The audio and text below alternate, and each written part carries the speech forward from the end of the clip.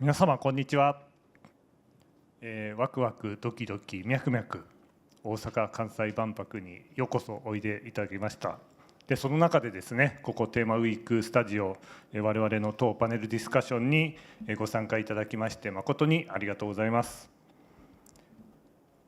ただいまより第4回デジデン甲子園民間企業団体部門有料事例に学ぶ楽しい地方の作り方という題目でパネルディスカッションの方を始めさせていただきます。皆様どうぞよろしくお願いいたします。申し遅れましたけれども、私内閣官房新しい地方経済生活環境創生本部事務局の赤羽と申します。どうぞよろしくお願いいたします。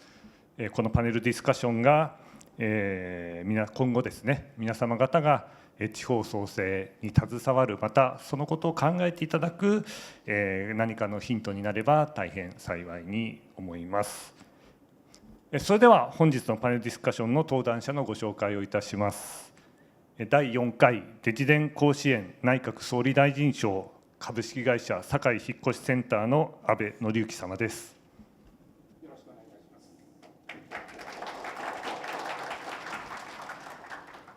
続きまして準優勝東日本旅客鉄道株式会社の松尾俊彦様です。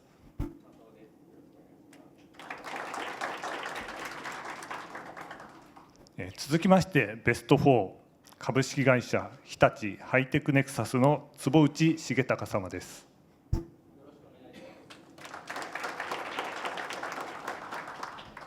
同じくベスト4株式会社葵プロの鳥居葵様です。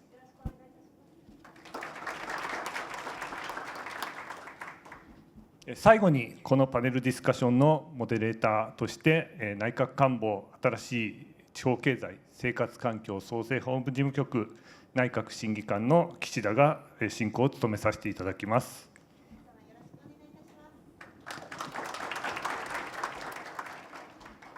それでは早速パネルディスカッションへ移りたいと思います。審議官よろしくお願いいたします。はい、改めまして皆様こんにちは、内閣官房の岸田でございます。本日はどうぞよろしくお願いいたします。万博のこのテーマウィークはですね、世界中の国々が地球的規模の課題の解決に向け、対話によって命輝く未来社会を世界と共に創造することを目的として行う取り組みということでございまして、非常に壮大なテーマのもとに行っておるわけですが、その中で本パネルディスカッションはただいま政府で取り組みを進めております地方創生 2.0、石破総理のですね肝入りの政策でございます。まさに今推進をしておるところでございますが、これを今後どのように進めていくのか、それをですね今年の3月に皆様受賞されました第4回デジデン甲子園、こちらデジタルを使ってですね地方の地理的な弱い部分とか人の少ない弱い部分を補いながら進めていこうという前岸田政権の時の名称でございまして、地方創生の中で進めている政策でございますが、こちらの有料事例ということで優勝されました。そして入賞されました皆様方、こちらの企業の皆様方のですねその先進的な事例をですねご紹介いただきながら、これをきっかけにですねそれを地方全体に日本全体にですねどのように広げていくかというようなことを、示唆とさせていただければということで今日はお集まりをいただきましたご登壇の皆様、どうぞよろしくお願いいたします。それではまずですね各皆様方のデジデン甲子園で受賞されました取り組みの概要につきましてご紹介をお願いをしたいと思います。それでは最初に株式会社堺引越センターの安倍様、よろしくお願いいたします。動画をお願いいたします。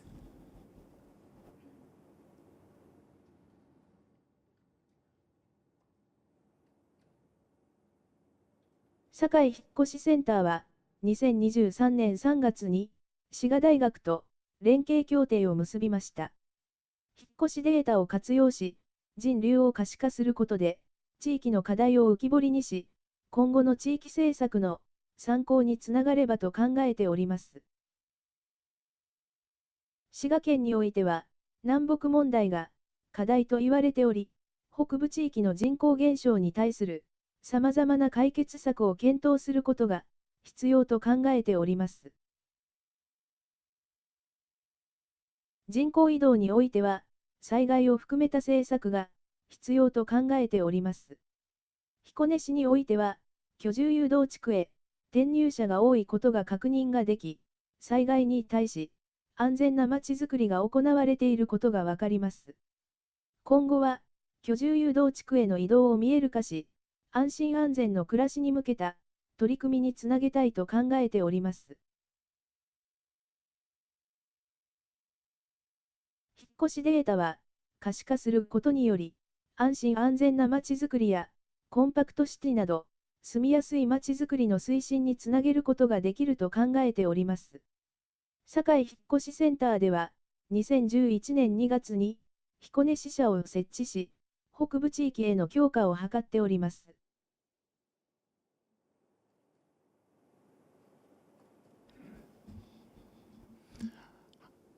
はい、今回このような場所にお招きいただきまして大変光栄に思っております。堺引越センターの阿部でございます。よろしくお願いいたします。今回引っ越しデータを活用した地域課題解決への取り組みというようなことでお話をさせていただきます。私自身ですね、いろんな過去経験ございますが、地域課題に挑戦をするで地域活性化に取り組む、こういうことを自分としてずいぶん前からボランティアも含めてっていうようなことをやってまいりました。でその中で今回引っ越しデータを活用した地域課題の解決への取り組みっていうテーマで何かできないのかなっていうふうに考えた。でその中で私はまず最初に堺引越センターっていうのは引っ越しでナンバーワンの企業でございます。日本でナンバーワンの企業でございます。っていうことはデータがすごくたくさん持っていると。人の移動データです。で人のデータこれ大体毎年80万件で、実際に制約にならないものを加えますと毎年200万件の引っ越しのデータを持っている。これを何か活用できないか、地域の課題、それから日本の課題にそれが活用できないのかっていうことを考えたっていうのがスタートです。データというものはただ数字が並んでいるとただ数字なんです。ところがそれを可視化をする、それから見方を変えるっていうような形になるとすごく訴えかけるものが出てきて、いろんな政策につながる、いろんなビジネスにつながるっていうことではないかなというふうに思います。私が大学を卒業した滋賀県というようなことを踏まえて、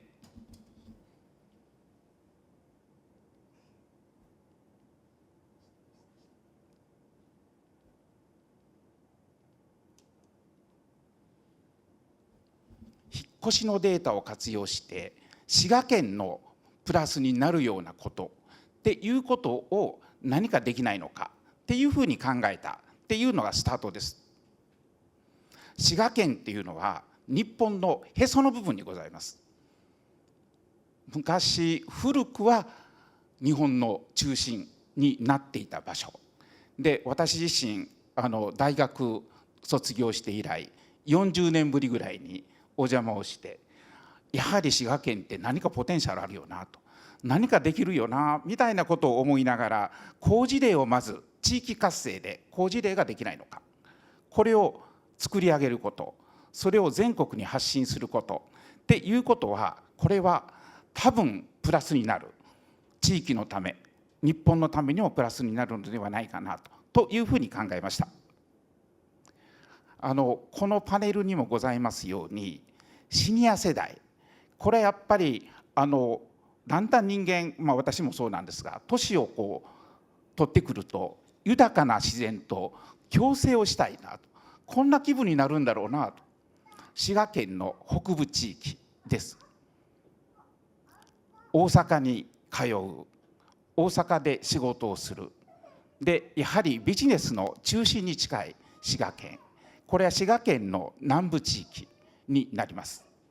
こういったシニア、それから現役世代っていうようなことを含めて、これは発信をしていく、それを成功事例として広げていく、こういったことができないかなと、こんなふうに思いました。私が思い立った引っ越しデータの活用、これを入り口として今後さらに広げていく、地域の課題解決のため、新たなビジネスのためっていう形に広がっていければいいなと、こんなふうに思っております。はい、ありがとうございました。安倍様の個人的な思いも含めてですね、ちょっと地域貢献にかける熱い思いを語っていただいたかなと思っておりますが、引っ越しデータ、確かにですね、学生さんのデータとか、あと単身赴任の方のデータとか、行政では拾いきれない、また出口と入り口で持ってる自治体が違うために流れという形で見えにくい部分をですね、上手に使っていただけて、それを行政と一緒に組みながら、また大学と一緒に組みながらというところが今回の取り組みのポイントだったかなと思いますが、具体的な連携の内容ですとか、将来への展望みたいなものもう少しお聞かせいただければというのと、あとやっぱり酒井さんといえばここで地元大阪の企業さんでいらっしゃるということで、地域貢献への思いということも伺っておりますが、いかがでございました。そういったあたりの展望も含めてお聞かせをいただければと思います。はい、ありがとうございます。まず滋賀大学なんですが、滋賀大学というのはもう100年を超える歴史のある大学です。その中で2017年に日本の中で一番最初にデータサイエンス学部をお作りになった大学です。でこのデータサイエンス学部、これの学問領域と実学、もう実際に役立てていくものをきちんとこれを活用して広げていきたいと、これが私の考えていることです。でこれは実際には企業とそれから自治体、各市町っていう形の広がりっていうことになるのかなと、こういうふうに思っています。今大学ということだったんでございますが、他に北海道、これはいろんなポテンシャルのある地域というふうに考えています。北海道にはこれは大学と直接の連携ではないんですが、エアウォーターさんっていう産業ガスの1兆円企業がございます。そういった企業といろいろ連携をしながら今進めております。どういうことかと言いますと、Hプロジェクトっていうことで H を集めて、でこの北海道に展開をする。これは内閣府の担当大臣のから賞をいただいたというような、そんな企業でございます。本社の中にサテライトオフィス、各大学が入っているサテライトオフィスをお作りになって、私もそこに出向きましていろいろ意見交換をさせていただいていると、こんな取り組みです。他に宮崎大学、それから実際には観光であるとか地元っていうような文脈で江南大学のと一緒に連携をしながら観光、それからビジネスっていうことでの取り組みをしています。で最後に今岸田様からおっしゃいました地元に対してということなんですが、堺引越センターはやはりトラックと若い社員が大勢おります。万博が閉幕する10月13日から速やかにパビリオンの中にある重機備品をこれを倉庫に持ち出すというような役務提供っていうことをさせていただく、これを無償でやらせていただくということで協定を結ばせていただいています。こういった地域、それから万博に対する思いというようなことをやらせていただいているというような状況でございます。はい、ありがとうございます。ちょっとやや後半は地方創生 2.0 みたいな地域貢献的な話題に広がってしまいましたけれども、やっぱり実際のデータをしっかりと握っておられるという言い方もあれではございますが、そこを踏まえて大学とですねデータサイエンス学部とかなり共同研究進められていると伺っておりまして、非常にデータをもとに活動するという地域貢献をしていくというスタンスがよく見えるお話でいただけたかと思います。それでは次に東日本旅客鉄道株式会社の松尾様よりお願いいたします。では動画をよろしくお願いいたします。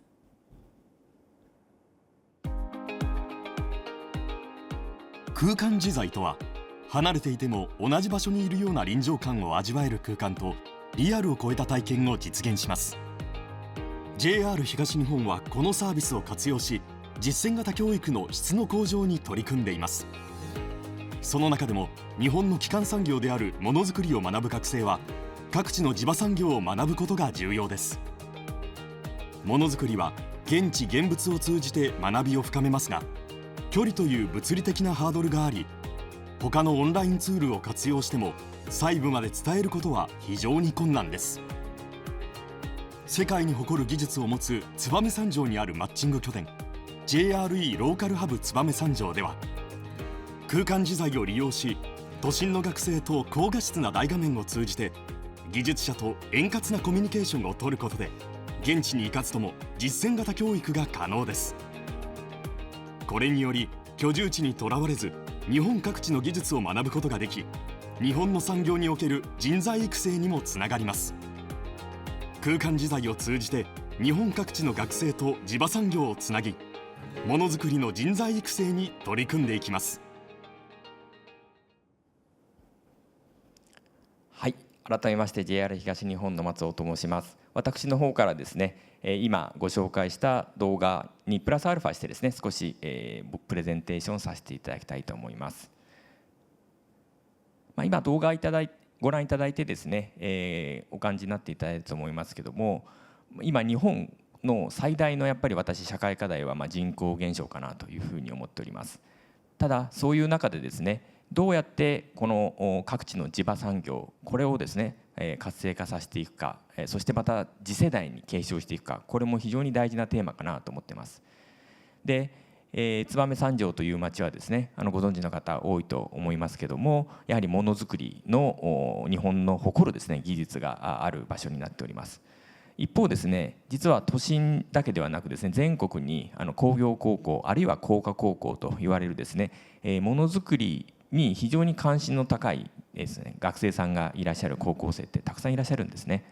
ところがなかなか実践型教育が大事な分野でありながらですね、どうしてもやはりなかなか地域から出ていくことが少ないという現状を踏まえてですね、そこをなんとかマッチングできないかなというのが課題意識でございました。でそうするとなかなか現地にですねそうそうたくさん足を運ぶのも時間とか費用がかかる。じゃあそこで今皆さんもよくお使いになっているオンラインツールっていうのがあるんですけども、やっぱりものづくりっていうのはですね微妙な質感だったりとか、色味だったりとか、そういうのをしっかり伝えなきゃいけないんですけども、なかなか既存のツールでは伝えにくいなというところが課題でした。そこでですね、KDDI さんと一緒にですねこの空間時代ワークプレイスというですねサービスを開発いたしました。こちらはですね特徴3つございます。一つはですねやはり色味とかいうのが大事になってきますので、 4K 相当の非常にクリアな画像ですね。で2つ目はですねやはりその映る大きさもですね等身大というところにこだわりました。そしてなかなかたくさんの方々でディスカッションしながらということもありますので、ステレオ音声というところでいろんな声が聞き分けやすい、そんな工夫をしたですねサービスを開発いたしました。でこれを使うことによって離れた場所にいたとしても、東京の高校生と燕三条という現地ですね離れていたとしてもですねコミュニケーションが取りやすくなったりだとか、作品の微妙な色味だとか、それからカーブだとか、そういうところが伝えやすくなる。あるいはものづくりの現場の燕三条の職人さんたちは、そういったことを通じてエリアの中に限らずですね離れた場所の地域の学生さんに伝えることができるという両者の課題をですねマッチすることができたかなと思います。で実はこれ、オンラインで全部完結するわけではなくですね、実は3日間のプログラムでやってるんですけども、そのうちの一部をですねこのオンラインを活用し、実際現地現物を見る時間もしっかり取りですね、そういうハイブリッドすることにより、お互いのやりたいことが実現していくのかなと思っております。ということで、非常にその終わった後のですね感想もですね、前向き、非常に意欲的なコメントもいただきましたので、この取り組みというのはさらに加速していきたいなというところで、今回は燕三条と東京の高校生を結びましたけども、そこに限らずですね、日本各地には、例えば南部鉄器だったりとか西陣織だったりとか、いろんな地場産業があると思いますので、そういったものづくり人材というのをですね育成していきたいなと思います。はい、ありがとうございます。デジタルでものづくりというなんとなく相反するのではないかと、少なくとも作業がいるのではないかと思われるようなところをなんか軽やかに壁を乗り越えていかれていて、素晴らしい取り組みだなと思うとともにですね、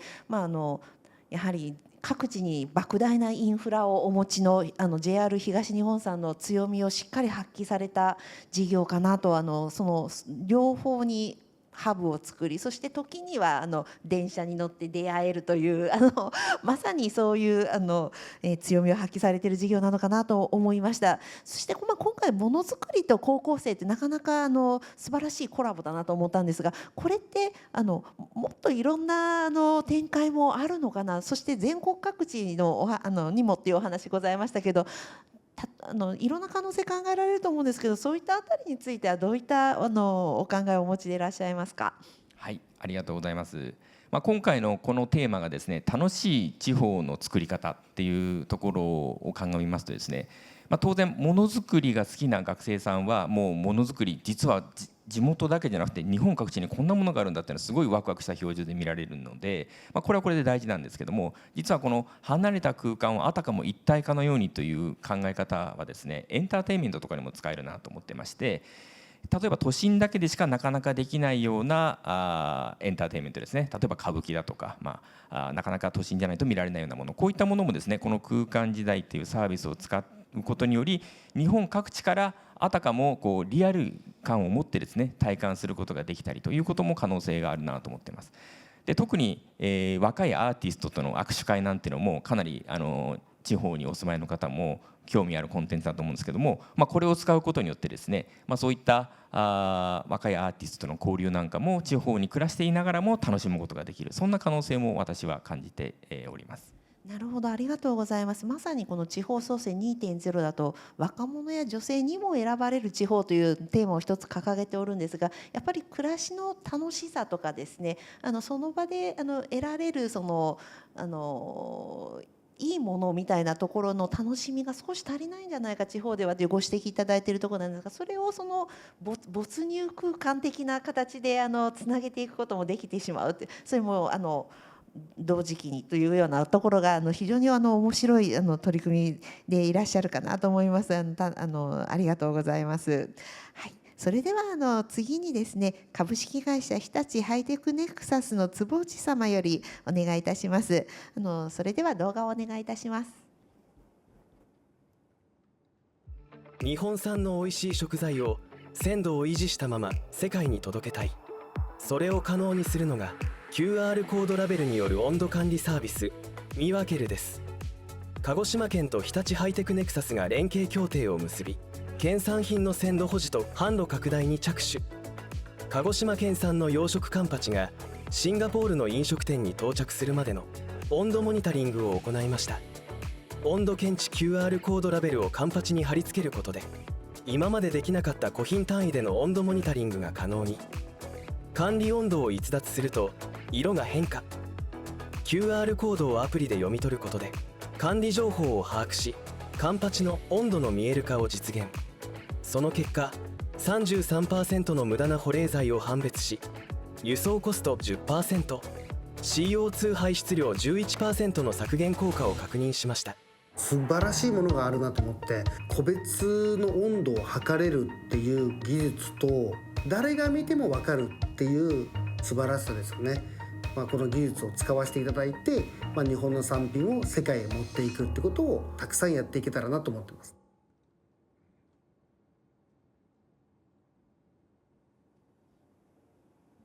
はい、ありがとうございます。こちらに日立ハイテクネクサスと書いているんですけれども、実はこの取り組みはですね、こちらにありますように日立製作所と日立ソリューションズ、そして日立ハイテクネ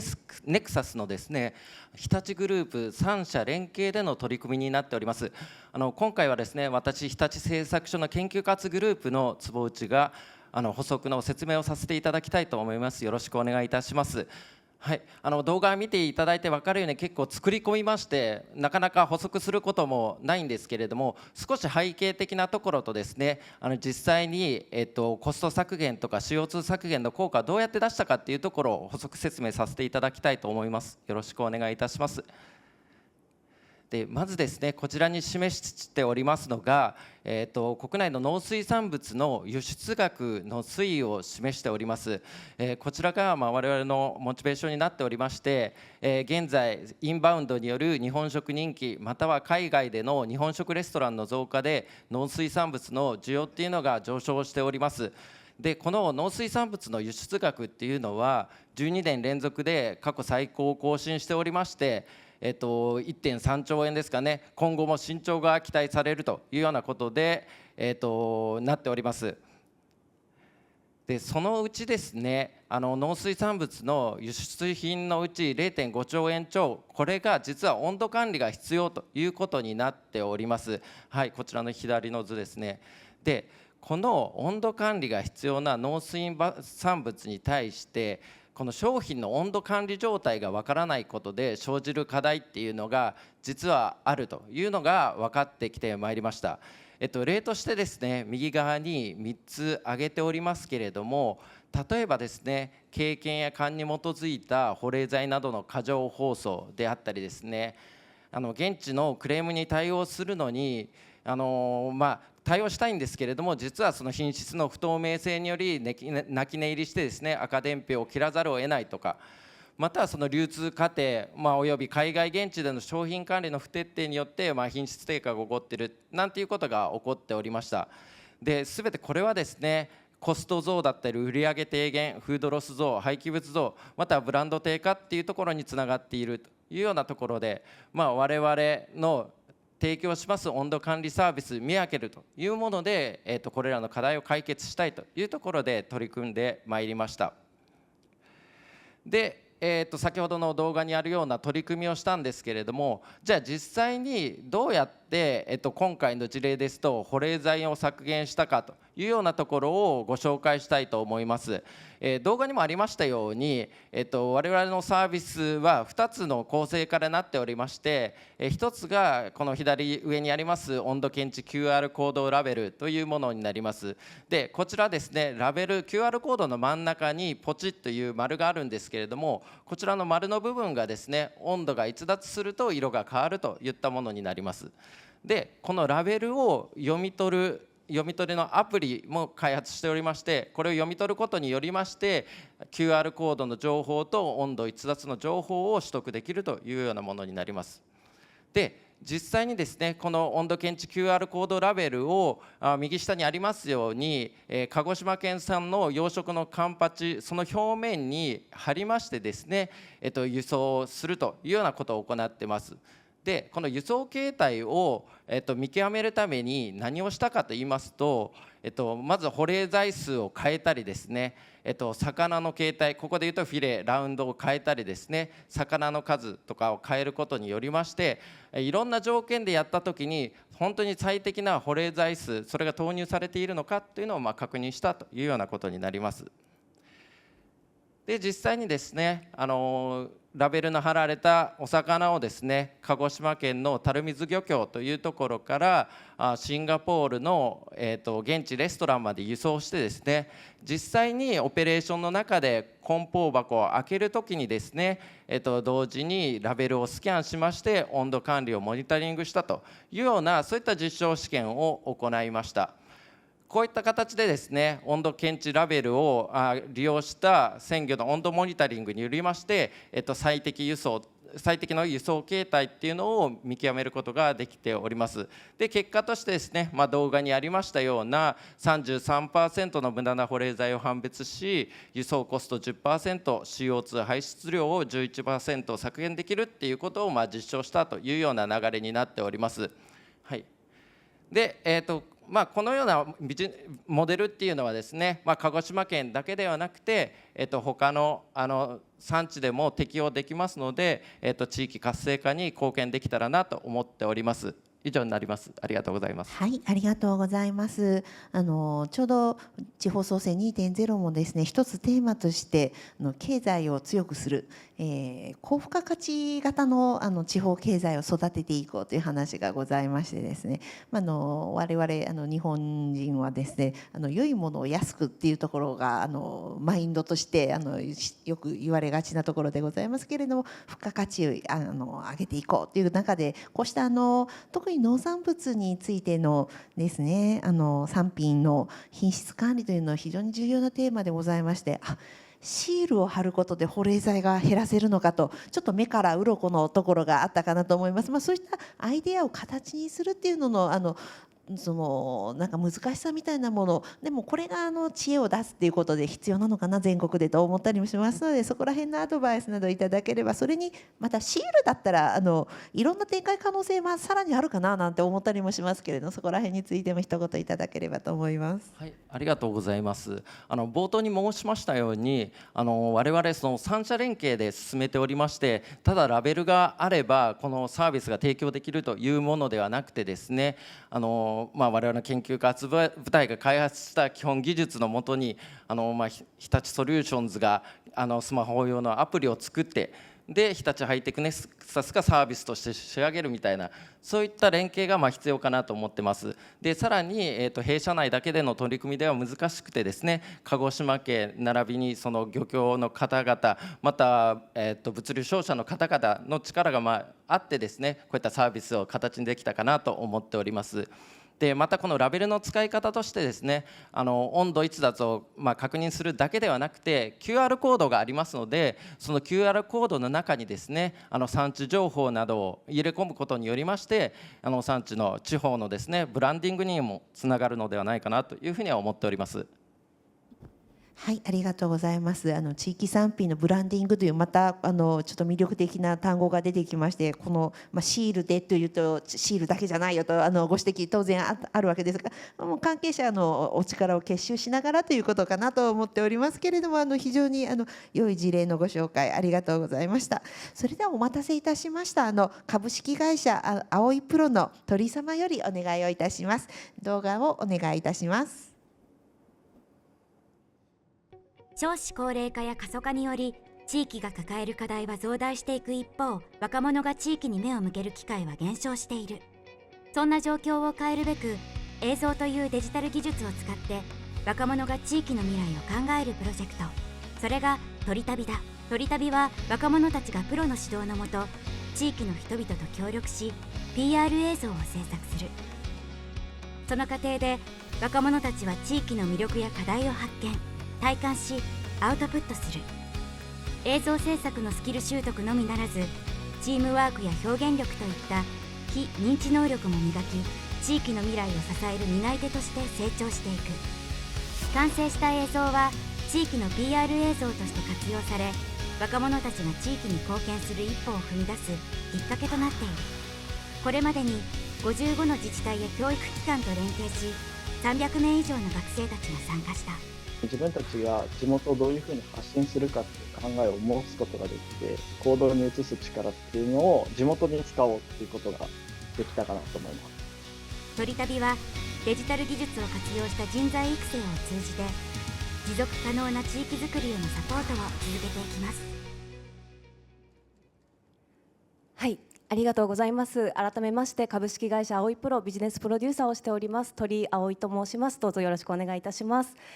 弊社あおいプロはですね、広告映像、主にコマーシャルなどなんですけれども、そういった映像を制作をしております。アジアでもトップクラスの映像の制作会社です。弊社が60年以上ですね、培ってきた映像制作のノウハウを地域の学生さんたちに伝授させていただいて、で学生さんたちが感じるその対象となる地域の魅力を我々指導のもと彼ら自身で撮影編集をしてで最終的に PR 映像地域の PR 映像としてアウトプットする地方創生と人材育成を目指した官民学連携のプロジェクトがこの鳥旅です。この鳥旅で重要なポイントいくつかございますのでここからご説明をさせていただきます。まず地方創生の部分では一つ目に次世代を担う若者を巻き込むということを重要視しております。やはり地域の未来を考えたときにはその未来を担う若者っていう存在は非常に重要です。ですのでここが一つ大きなポイントになっております。続いてですね、地域にノウハウを蓄積させる。弊社あおいプロは東京に本社を置いております。ですのでやはりこの全国各地さまざまな地域がある中でその全ての自治体様ですとか地域の方々に東京に本社を持つ我々がですねずっと並走するっていうのはなかなか難しいかなと思います。そうした時に我々のような東京の企業がどうしたら地方創生に寄与できるか、そう考えた時にやはり我々のノウハウをその地域の方々に蓄積させてでその地域の方々が自らですね愛嬌心を持ってその地域の魅力をどんどん発信していく、そうすることで新たなサステナブルな地域魅力発信の PR サイクルがですね創出できるのではないかということでこの取り組み進めさせていただいております。で続いてですね人材育成の部分ではまず一つ目に映像を有効的に活用できるスキルの習得っていうところを若い方々には頑張っていただきたいと思っております。YouTube ですとか SNS の流行によって映像というものがより身近なものになってきていますし表現のツールとしてですね映像一つ確立してきているかなと思います。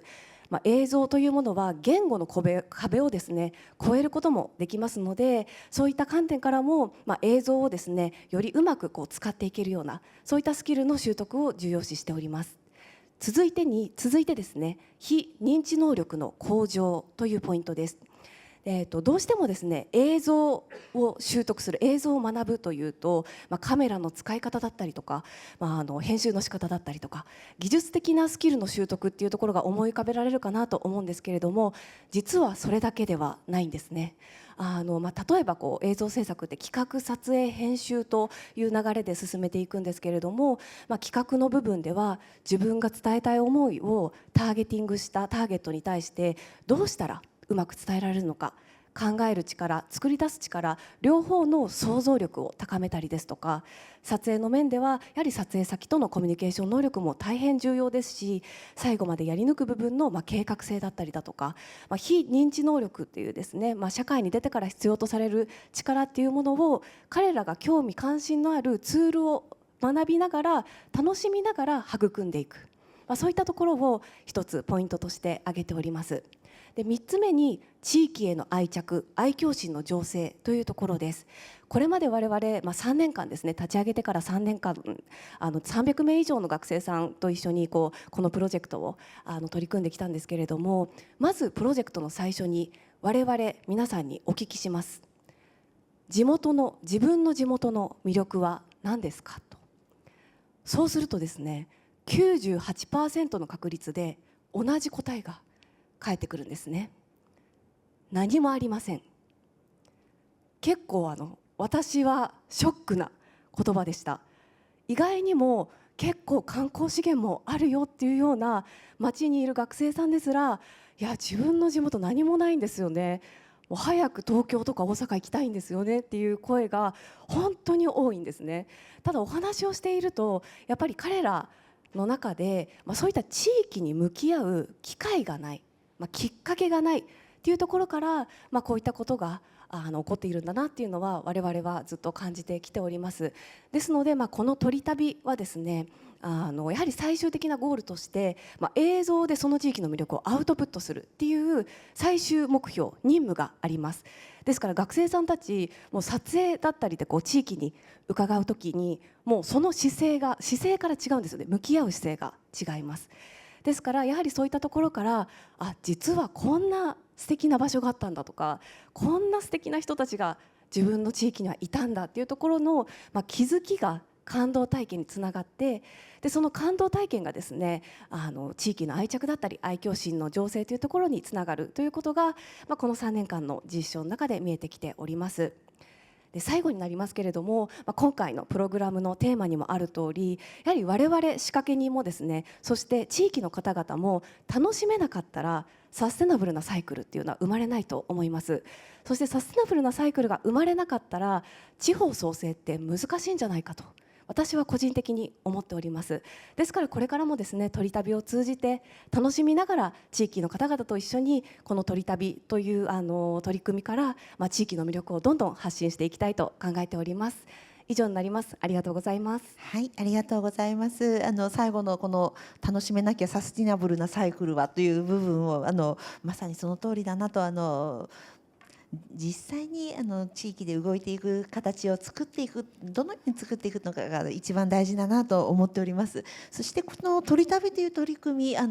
学生さんを巻き込む、そして人材育成にもすごくいいよと言われますとですね、ちょっとこの地方創生 2.0 のテーマからしてもやっぱり若者女性にっていうアプローチしていきたいっていう気持ちがあるので、そこの部分大変気になります。学生さんってやっぱりこのテーマだとお地元の学生さんかなというのもあるんですけど、どんなきっかけで取り組まれているのかとか、例えば修学旅行生とかの方もどれぐらいいらっしゃるのかとか、そういったあたり少し教えていただければと思います。ご質問ありがとうございます。きっかけとしましてはやはりまず一つですね、映像制作を学びたいと、やっぱり TikTok だったりとかで自分が撮る映像をもっとバズらせたいとか、そういったところのご要望もありますので、映像を学びたいというところが一つなんですけれども、意外にもですね、嬉しい驚きだったんですが、何かしら地域に貢献がしたいと、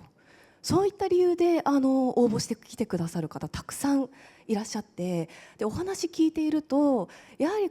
自分の地元にあんまり魅力は感じていないんだけれども、その地方が抱えるいろんな地域が抱える課題っていうものはやっぱり身をもって何かしら実感はしていて、ニュースだったりでいろいろ多分聞いていると思いますし、そういったところから課題感があると。ただでも自分で何していいかわからない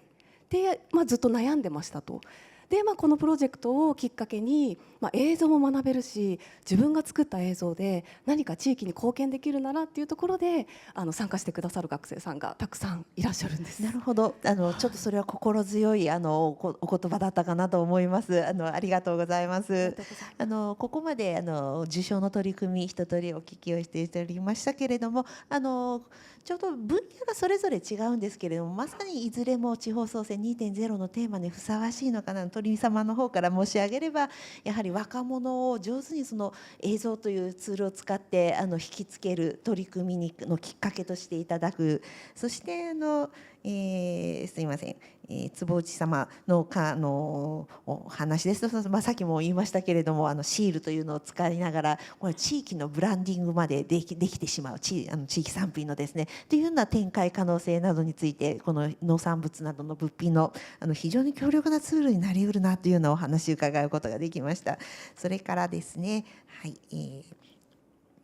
松尾様の方からはもうこちらはですね、地域と都会の例えば東京なども出会える、デジタルで出会い実際にも出会える、そしてさまざまな方向へ楽しさをエンターテインメントまで広がれるのではないかといったツールの、お話、非常に魅力的なお話、そして堺引越さんセンターの安倍様の方からはですね、やはり引っ越しデータという企業がお持ちの独自データ、非常に我々の行政だと思いつかないようなデータを活用することで意外な気づきが得られる、そしてそれがもとにいろんな物事を動かせられるんではないかという大変大きな気づきをいただくことができて、いずれもこういったものを世の中に広めていくっていうことがすごく大事なのかななどとまさにこれが石破総理もおっしゃっているその好事例を標準化普遍化していくっていうことなのかななどと思いながらお聞きををしていたところでございます。さてその2巡目という形にここからはということでございますが、今申し上げたような地方創生 2.0 に関してですね、今までもお聞きしてまいりましたけれども、さらに一歩こうした御社の取り組みがですね、地域に効くんじゃないか、日本の発展に効くんじゃないかというようなご示唆を頂戴できたり、またこんなことで地域貢献やっていきたいというような思いがおありだったり、また国へのこういうことで後押ししてほしいというようなご注文であったりとかございましたらですね、ぜひお願いをしたいと思います。ちょっと押しておりますので、心持ち短めでお願いをしたいのですけれども、安倍様からよろしくお願いいたします。はい、ありがとうございます。先ほど申し上げた続きになるんでございますが、やはりこういろんな地域創生、地域活性化っていうことになれば、産官学金で、それに労と元というような形の広がりっていうのが、やはりそれのネットワーク作りなのかなと。みんなで意見を出し合おうと、みんなでそれぞれの知見を合わせましょうと、合わせるあるいは掛け合わせるというようなことで違ったものが出てくる。でそれが新たな活性化につながる。で私はその他に防災ということも含めて広がりを持つっていうことが必要なのではないかなと思います。堺引越センタートラックと若者がたくさんいるっていうようなことで、何か一大事が起こった時には防災協定に基づいて支援物資の配送だとかっていうことをする、こういうことも含めて地域を活性化させていく、盛り上げていくということではないかなと、こんなふうに思っております。ありがとうございます。実は地方創生の 2.0、 地方を守る、人が少なくなっていく、弱っていく地方を守るという意味で防災、特に事前防災などに力を入れておりまして、こういった形でも民間企業の方のお力を得ていることができる、いざという時にということで、非常に心強いお話ありがとうございました。それでは松尾さんもお願いいたします。はい、私の話をする前に、先ほどご紹介したですね、燕三条の職人さんがものづくりの技術を結集して作ったですね、一枚板から作る椅子というのがですね、ここの西側にあるフューチャーライフビレッジで展示されていますので、ご興味湧いた方ぜひご覧いただければと思います。でご質問の方移りますけども、これまで駅というのはどちらかというと運ぶ拠点であったりとか、あるいは最近でいきますと物販とか飲食のサービスを、そこに付加サービスをしていってたところですけども、これからの駅というのはですね、この地方創生に非常にもっと貢献していきたいなと思ってます。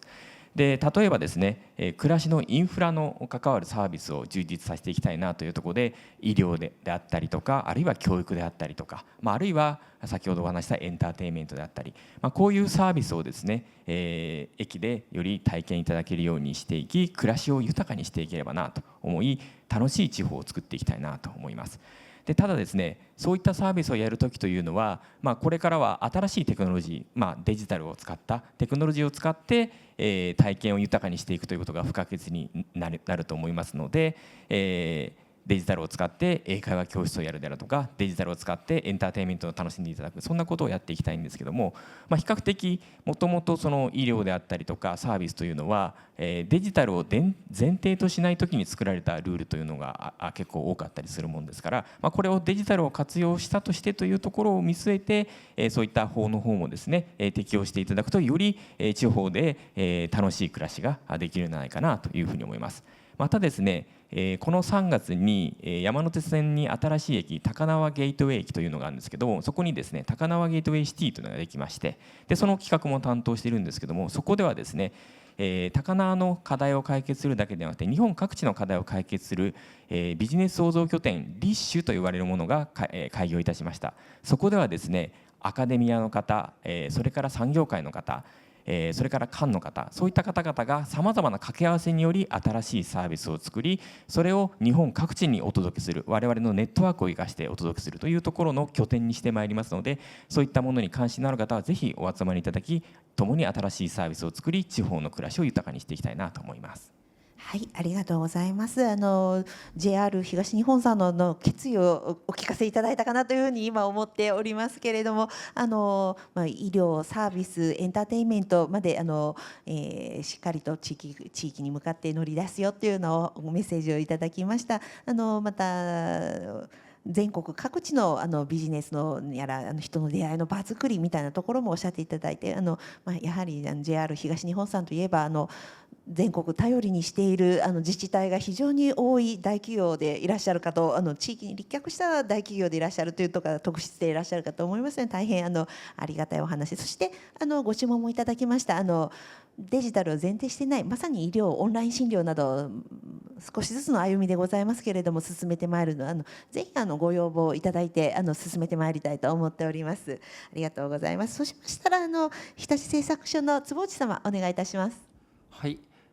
本取り組みを通じまして地方創生っていうところを考えたときに我々としてはですね技術サービスを提供する、我々とですね地方の人々との対話っていうのが一番重要かなというふうに思いました。でこういった場で我々の技術サービス、皆さんの技術サービスっていうのを紹介するのも非常に重要だと思うんですけれども、やはり現場に行ってですね本当に現地の人々のお困りごとを聞くっていうのがすごい重要かなというふうに感じました。今回の事例で言うとですね、やっぱ保冷剤を勘と経験で入れてると、で実際生々しい声で言うとノリで入れてるっていうようなことも言われてまして、そういったところは我々その研究の現場で何をずっとやってもですねわからないことですので、やはり実際に地方に行ってその人々の話を聞いてお困りごとを聞くっていうのが重要かなと思ってますので、そういった取り組みをですねこれからも続けていきたいというふうに思っております。はい、ありがとうございます。非常にそのリアルな日立さんと鹿児島が結びついている、当然全国企業でいらっしゃるから当たり前なんですけれども、鹿児島の漁港と結びついているって、なるほどって思うようなお話でございました。これによって保冷剤に飛行機代払っている分がお安くなるで、非常に分かりやすい効果も出ているお話で、非常に興味を持たれる自治体さんも多いのではないかなと思います。ありがとうございます。そうしましたら鳥居様お願いいたします。はい、やはりですね地方創生というところを目指したときに、やはりどんな取り組みも一過性のものにしないっていうところが非常に重要だと思うんですね。なのでそうしたときにはやはり地域の方々をどんどん巻き込んで、地域の方々自身も楽しみながらその取り組みを進めて、みんなが一丸となって地域を元気にしていこうっていうような思いをですね一緒に持ちながらいろんな取り組みっていうところを進めていくっていうことが弊社としても非常に重要だなと感じております。ですので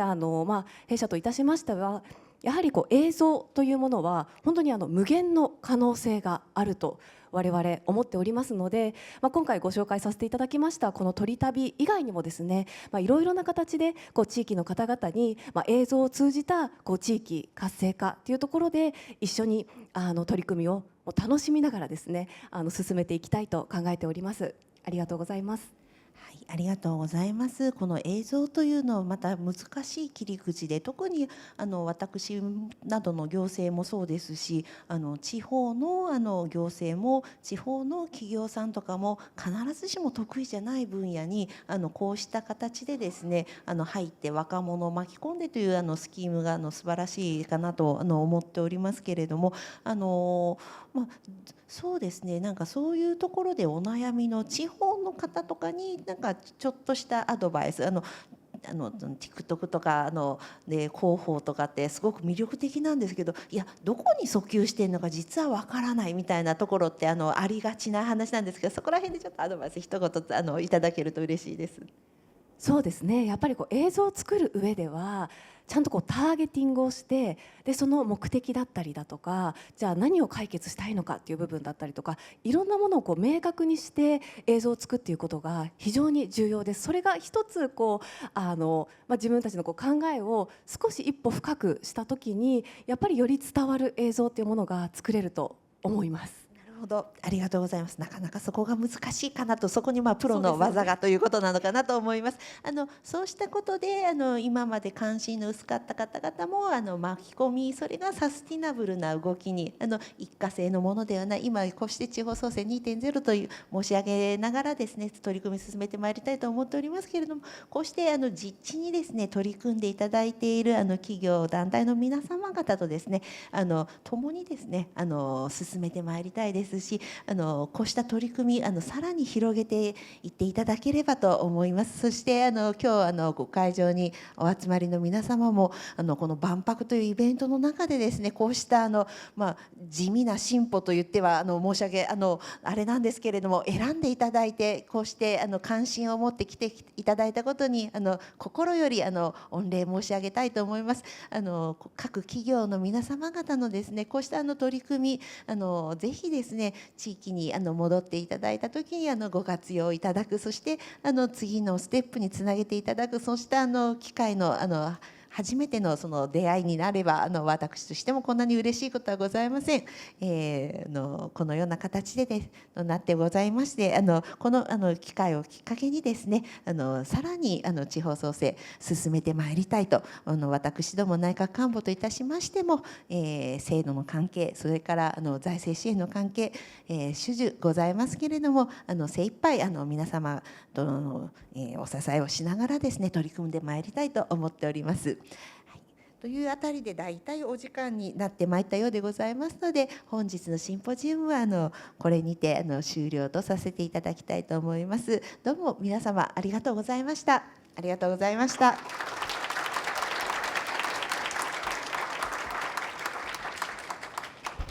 はい、皆様いかがでしたでしょうか。万博のですねキャッチコピーが想像以上が万博だということですけれども、今日ご登壇のですねこちらにいらっしゃる企業の皆様の取り組みもですね皆様の想像以上のものだったんじゃないかなというふうに思っております。こうしたですね、ハイコンセプトなですね取り組みが、